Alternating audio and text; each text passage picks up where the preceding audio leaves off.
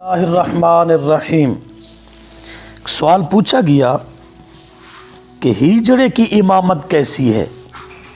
ہجڑا اگر عالم با عمل دیندار ہو اور باقی سب جاہل ہوں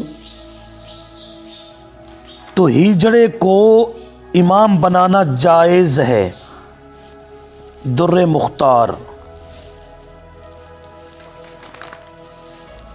صفحہ 523 جلد 1 امدادیہ، صفحہ 299 جلد 2۔ الرحمن الرحیم۔ ایک مسئلہ پوچھا گیا کہ تاش کھیلنے والے کی امامت جائز ہے یا نہیں؟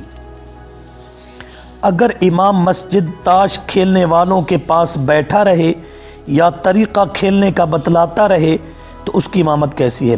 در مختار میں ہے کہ شطرنج سے کھیلنا حرام، اس کی تعلیم دینا حرام اور بتلانا یہ بھی حرام، کھیلنے والوں کے پاس بیٹھنا اور دیکھنا بھی حرام۔ لہذا جو تاش کھیلتا ہے یا بتاتا ہے یا شطرنج ہے اسی طرح تو اس کی امامت مکروہ ہے۔ در مختار رد المختار صفحہ 523 جلد 1 امدادیہ، صفحہ 299 جلد نمبر 2۔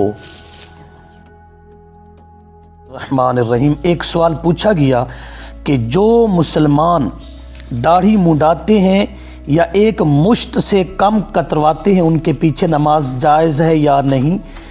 جو مسلمان داڑھی منڈواتے ہیں یا ایک مشت سے کم کترواتے ہیں وہ فاسق ہیں، ان کے پیچھے نماز مکروہ ہے۔ در مختار اسی طرح رد المختار صفحہ 523 جلد 1،